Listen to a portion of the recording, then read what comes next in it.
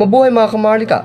Narito na naman po tayo upang pag-usapan ang tungkol sa barya.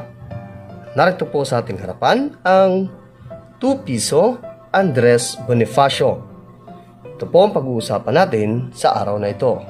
Bago natin ipagpatuloy ang ating talakayan, kung di ka pa nakapag-subscribe, click the like button and subscribe at click mo na rin ang notification bell para ma-update ka sa mga susunod na video na ilalabas ko. Simulan na po natin. Ito po ay 2 piso Andres Bonifacio. Meron din po itong small version, no? At round version din siya. Ito po kasi ay tinatawag na decagonal, kung saan meron siyang 10-sided. So 10 yung kanyang mga gilid, no? So ito ay issuer Philippines, period, Republic, 1946 date. Type, standard circulation coin. Ibig sabihin, ito po ay ginamit, no, na pambili o pambayad sa mga produkto, no? Ibig sabihin, umikot po ito sa ating merkado. Okay. Years, ito po ay ginawa mula noong 1983 hanggang 1990. Value, 2 piso. Currency, piso, 1967 date. Composition, copper, nickel. So ito po yun, no? Saan po siya gawa? Ito po ay gawa sa copper nickel. Weight, 12 grams. Diameter, 31 mm. Thickness, 2 mm. Shape, decagonal, 10-sided. So meron po itong 10 gilid, no? So bilangin natin 1, 2, 3, 4, 5, 6, 7, 8, 9, 10. So 10-sided po siya. Kaya tinawag po siyang decagonal. Technique, milled, orientation, metal alignment, demonetized, January 2, 1998. Ibig sabihin, simula noong January 2, 1998, no, hindi na po siya ginagamit na pambili, pambayad sa anumang uri ng produkto o serbisyo. Hindi na rin po siya ginagamit, no, sa ating merkado nung mga panahon na iyon, January 2. Number and number sign 3750. References KM number 244. Sean number 85. So yung kanyang obverse, may kita po natin.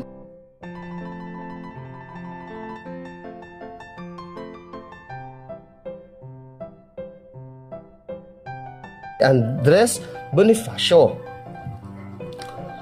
So, ang kanyang pangalan, ang tunay na pangalan ni Andres Bonifacio ay Andres Bonifacio E. De Castro. No? So, isa siyang, alam naman natin, ang kasaysayan ni Andres Bonifacio, siya ang ama ng himagsikan, no? Siya yung ama ng KKK. So, ito po yung kanyang harapan, makikita natin. Si Andres Bonifacio sa gitna, no? Sa may gitnang bahagi, yan po, siya po yan. Yan. Tapos, dito ba sa gilid, no, hindi na nga lang kagandahan yung ating barya, ngunit nakalagay po dyan yung kanyang pangalan. Andres Bonifacio. Yan. Tapos, sa taas, bahagi, na makikita natin, Republika ng Pilipinas. At sa baba, yung taon kung kailan siya ginawa. Ito ay 1988. No? At yung kanya namang likuran, makikita natin ang sa gitna, makikita po natin ang coconut palm. So ito yung tawag ito niyog sa atin, no? Ito po yung puno ng niyog. Tapos meron po yan nakalagay sa kanyang gilid. Yan, so dun po kasi sa isa hindi natin masyado makita. Dito po, no, nakalagay ang kanyang scientific name na Cocos nocifera. Yan po yung scientific name ng coconut tree, coconut palm tree. Tapos, nakalagay po rito yung number 2 at yung salitang piso. Yan po yung kanyang reverse, no?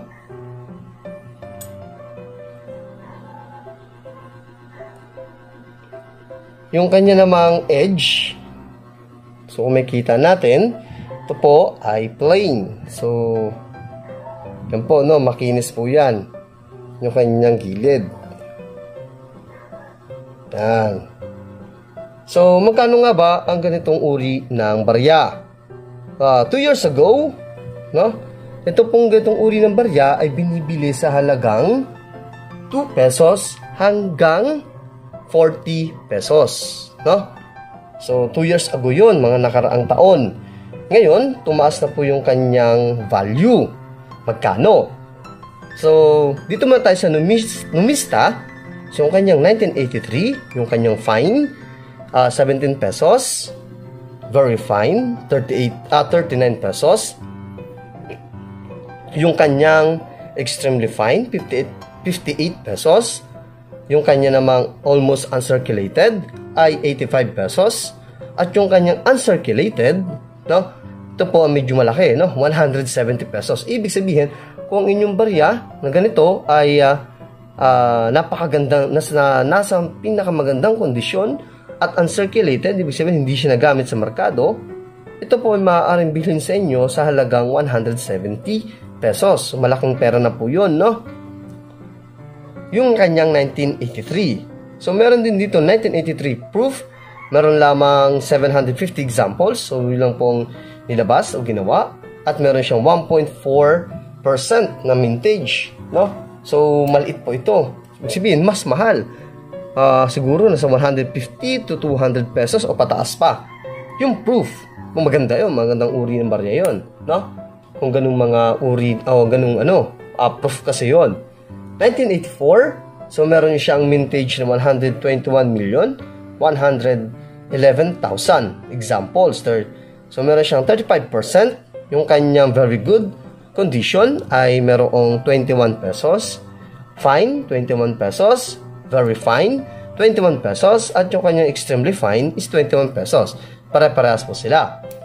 Okay, 1985 naman, merong 115,211,000 examples. So, meron siyang 28%. Yung kanyang very good ay 14 pesos, very fine, 16 pesos, at yung kanyang extremely fine is 28 pesos.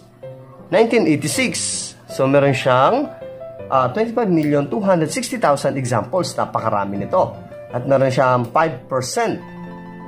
So, yung kanyang may presyo ay meron lamang sa very fine na 12 pesos. 1987, very fine, ay 24 pesos. So, meron siyang mintage na 2,196,000. 4%. 1988, meron naman siyang 16,094,000 examples, 7%, at yung kanyang very fine ay merong 14 pesos. 1989, very good, 19 pesos, very fine, fine, 27 pesos, very fine, 53 pesos, extremely fine, 53 pesos. 1990, wala siyang nakalagay kung ilan examples. Meron lamang siyang 31%, fine, 28 pesos, very fine, 33 pesos, extremely fine, 49 pesos. So, ito po yung presyo mula o galing kay numista. So, sa mga collector naman, ito po, gaya na sabi ko kanina, ito po ay tumaas na. So, meron na po siya ngayong, magkano? 5 pesos hanggang 60 pesos. Ibig sabihin, yung mga ganitong kondisyon ay maaaring bilhin sa inyo ng collector sa halagang 5 pesos kada isa. At yung magandang kondisyon naman, no, maaaring bilhin sa inyo hanggang 60 pesos. Pero kapag yan ay proof at uncirculated, iba na naman din po ang presyo niyan, no? So, ayun. At yung maliit na version naman, so para magkaroon lang tayo ng idea, punta tayo sa maliit na version, no? Still 2 pesos pa rin siya, no?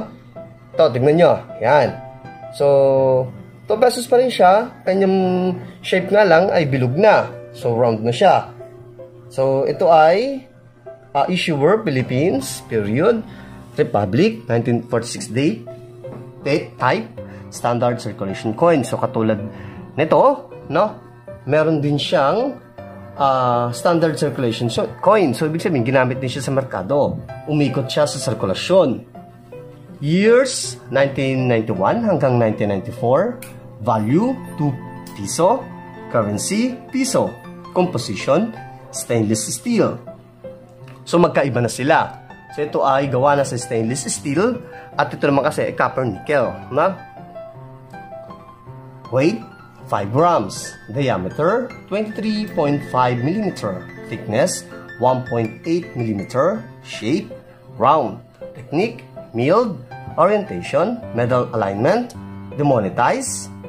Noong January 2, 1998 din. So, sabay sila, no? Sabay sila nung ganitong uri ng barya. Number and number sign 2459. References KM number 258, Sean 101. Verse, yung kanyang harapan, makikita natin, no? Katulad nito, si Andres Bonifacio sa gitnang bahagi, at yung taas na bahagi, makikita natin yung salitang Republika ng Pilipinas. Halos wala siya pinagkaiba, no? Ganun din yung sa baba, makikita natin yung taon kung kailan siya ginawa. Ang pinagkaiba lamang nila ay yung laki ng ganitong barya at yung maliit. Yung isa kasi small version, maliit talaga siya. Tapos bilugan na, no? Ito kasi may mga sides o may mga kanto. Yung kanyang reverse naman, ganun din, wala rin pinagkaiba. So, nandun pa rin yung ating nyog o yung ating coconut tree at yung kanyang scientific name, yung number na 2 at yung salitang piso. So, yung edge niya, reeded. Yun, magkaiba sila. Ito kasi ay plain. Yung isa naman ay reeded na. So, doon tayo sa presyo. Ayon sa Numista, 1991, 42%. Yung very fine niya is 12 pesos. Extra fine, 41 pesos. Almost uncirculated is 41 pesos. At yung kanyang uncirculated ay mayroong presyong 99 pesos. 1992, very fine, 12 pesos. Extra fine, 64 pesos. Almost uncirculated, 64 pesos. At yung kanyang almost uncirculated is 64 pesos din. 1993, meron siyang 11%. Yung very fine is 30 pesos. At saka yung kanyang extra fine, meron ding 30 pesos. 1994, meron siyang 44%. Yung kanyang very fine is 31 pesos. Extremely fine, 31 pesos. Almost uncirculated is 61 pesos. At yung kanyang uncirculated ay 61 pesos din, no? So, yun yung presyo na maliit na version ng ganitong uri ng barya. So, sa mga collector, no? Mahaso lang sila pinagkaiba kasi parehas lang naman sila. So, depende pa rin yun sa kondisyon ng barya ninyo. Kung yan po ay maganda, nasa magandang kalagayan, no? Hindi katulad nito, medyo durug-durug na.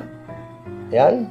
So, hindi natin siya mailagay, magawang i-display, no? Pero maganda pa rin siyang collectible item kasi nga, yung kanyang taon, no? Pag nakakita ka ng mga ganito, parang kang bumabalik sa panahon. Yun naman talaga ang inano ng mga collector, no? Naaalala nila yung mga panahon, nung hawak pa nila yung ganitong barya, yung mga binibili nila. Kaya gusto nila mag-collect ng mga ganito. So, may kanya-kanya tayong mga dahilan, no? So, hindi, yung isa pang 2 pesos na manual peso naman, gagawa natin yon ng iba pang separate video. O, Manuel A. Rojas pala yun, na hindi Quezon. So, yung isa pang 2 pesos na Manuel A. Rojas, gagawa pa natin separate video yun sa mga susunod na mga araw. So, isa ka ba sa mga merong ganitong barya at nag-aalam ng magkano nga ba ang ganitong uri ng barya? So, sana nabigyan ko kayo ng idea, no? Sana nakatulong ako kahit sa munting impormasyon. Hindi natin ito pakahabain. Muli, ito ang inyong kamaharlika na nag-iwan ng isang kataga. Ang barya ay kayamanan ng ating bansa. Ikaw, kayamanan ka ba niya? Maraming salamat po.